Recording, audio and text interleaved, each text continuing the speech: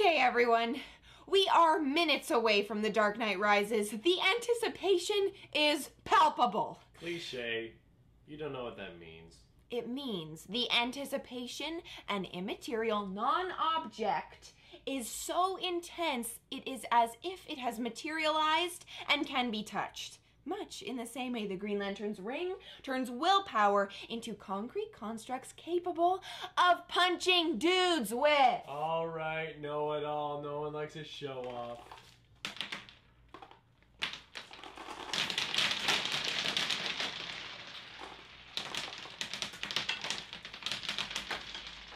Hey Internet, how's it going? It's Nick Montgomery from Limited Release, back again, and I'm joined with a familiar face. Mike Fly, how's it going, man? Things are great. Things are really good and busy and very stressful. So business as per usual. Yes, absolutely. In the low budget world, it's you're hustling and you are stressed out. That's the world. But you love it. That's the key, right? One of your longest running projects, Sexy Nerd Girl, is making a transition to something else right now. Can you talk a bit about that? Yes, we started Sexy Nerd Girl, which is a transmedia project, like a first-person narrative of the character that we created named Valerie LaPalme. And we started that 18 months ago, and the whole goal behind that was to create a real person who interacts with a fictional real person who interacts with her audience in all the same capacities that a regular person does, and to try and build a vlogger persona that actually becomes a minor internet celebrity.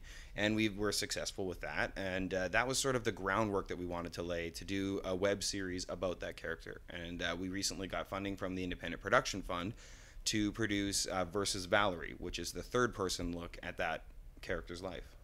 So this is, Versus Valerie as compared to what Sexy Nerd Girl was, the format of it. What's going to be different about it?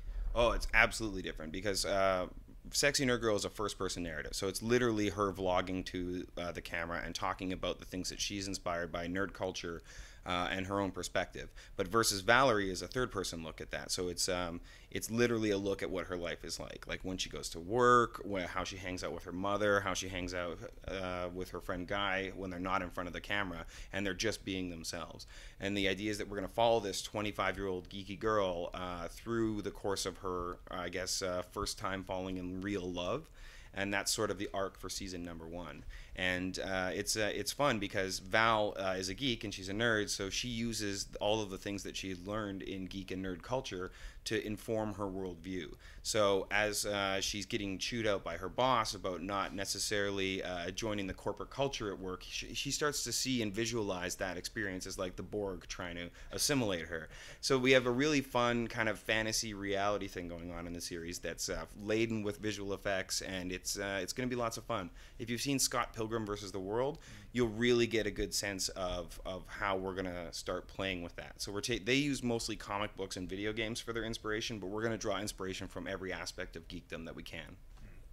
So you've got, we commented that you've got a bunch of things going on your plate right now, many web series, and not to mention whatever you're doing in your in your life. But to speak just about web series, you've got Comedy Bar season 2. You mentioned Space Janitors, and now with Versus Valerie. Why, with all these other web series going on, why did you decide? What made you decide to take Sexy Nerd Girl and move it into the web series format? I guess I'm a big fan of where media is going right now. I realize that NBC is not going to come to my door and just hand me, here's multi-millions of dollars to go make whatever TV show you want. And we've seen when that happens, that like with Community, sometimes the creator of a show gets that show stripped from them. So that big budget world comes with a whole different pile of stress. But right now I'm really enjoying being a creative producer and director who gets to take ideas that I really feel passionate about and grow them into things. And that's sort of where I've really decided that I want to spend my time. It's not worth it to me necessarily to take a job working on a show that's not my own, because I'm going to get stuck trying to make somebody else's vision come to life. And I don't know, I think I got some pretty good ideas, hopefully. Can I say that? I'm a jerk now, aren't I? What stage of production is Versus Valerie in right now? We just finished the first drafts of all of the scripts. It's 12 episodes that are about 7 minutes long. And then we will be cutting that. I don't know if I can spoil that right now. There will be an alternate packaging of that series later. So we're at the tail end of the creative process there. Now it's in the financing, production schedule, shooting phase. That's sort of what's coming up in the next little bit. Financing is not easy. You see the IPF. Everybody sees this magical money fairy that comes in and says, "Here, make a web series." But it's not as simple as that. It's a very complicated process, and they hold you to a standard, the same standard that TV producers are held to. So it's a lot of organizing, and you really have to be on your toes to make things work. And I'm really glad we got the opportunity to, because without a budget, we decided we wouldn't make the series because we couldn't bring it to life the way we wanted to. Now we have some of the budget, we just have to find the rest of the budget and then put it all together with our awesome distribution plan. And then when that happens, it will hopefully explode and be awesome. Now, how did you manage to keep all the people involved in Sexy Nerd Girl, including the actress who plays Valerie LaPalme? Like, how did you manage to keep them all this time, and also to get them also to come on board with to this all new project? They're all working actors. So, for example, Adam Christie, who plays Guy in Sexy Nerd Girl and Versus Valerie, who's Valerie's best friend, he took a job with YTV and is on a TV show called Zoinked, and he's a stand-up comedian who gets booked regularly across the country. He's on a tour right now.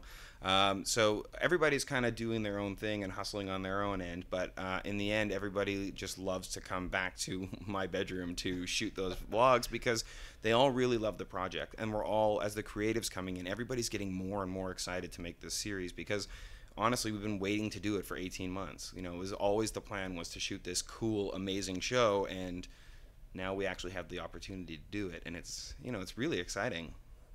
Well, for people who are interested in not only just Sexy Nerd Girl, but Versus Valerie, where can they go check it out?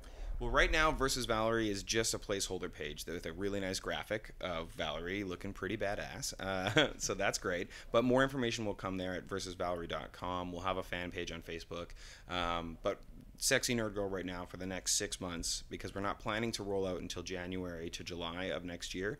That'll be the place where you can go and kind of get connected with the project, learn who the characters are, check out her point of view on life, which is a very positive, healthy, just smart look at what a 25-year-old woman who's confident and proud of herself and her passions can be. And that's where I would send people right now, is sexynerdgirl.com or YouTube/sexynerdgirl.com.